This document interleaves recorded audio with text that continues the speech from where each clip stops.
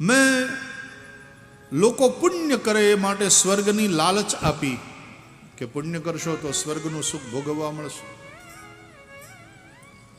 અને સ્વર્ગની જે કલ્પના છે એમાં સ્વર્ગ કેવું તો કે ત્યાં બધું સ્વચ્છ સાફ સુથરું હોય, ત્યાં સુંદર સુંદર ભવન હોય, ત્યાંના દેવતાઓ એનું શારીરિક સૌષ્ઠવ અને સૌંદર્ય અદ્ભુત હોય. સ્વર્ગમાં સ્ત્રીઓ અપ્સરાઓ જેવી હોય. સ્વર્ગની અંદર સોમરસ મળે. સ્વર્ગની અંદર બધા જ પ્રકારની મેડિકલ ફેસિલિટીઝ હોય. એટલે સારામાં સારા સ્વર્ગના દેવતાઓ વૈદો અશ્વિની કુમાર એના દ્વારા બધી ટ્રીટમેન્ટ મળે. એટલે આદર્શ જીવન, સુખી જીવનની જે કલ્પના માણસ કરે ને એનું નામ સ્વર્ગ.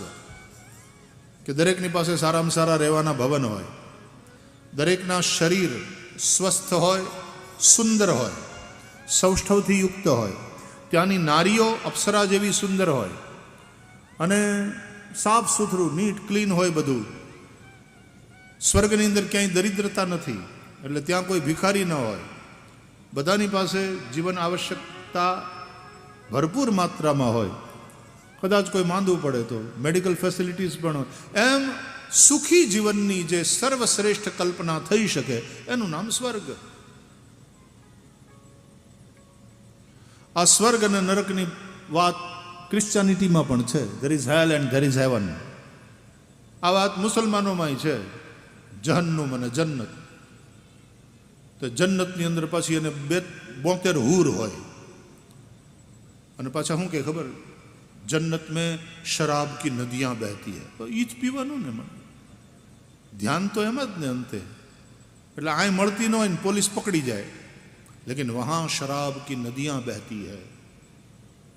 અહીંયા લગ્ન થતા ન હોય તો એ કે વહાં 72 હૂર હોતી હૈ. અરે હૂળ કાઢી નાખશે એ 72 હૂર.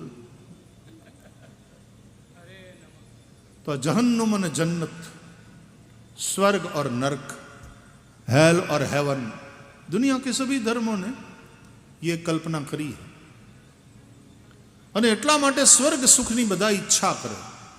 પણ પુણ્ય કરશો, સારા કામ કરશો, કર્મમાં લાગેલા રહેશો તો સ્વર્ગનું સુખ મળશે. અને જો ખોટા કામ કરશો, પાપ કરશો તો નરકનો દ્વાર ખુલશે. એટલે નરકનો ડર અને સ્વર્ગની લાલચ બતાવી એટલા માટે કે લોકો પાપથી દૂર રહે અને પુણ્ય કર્મમાં લાગે.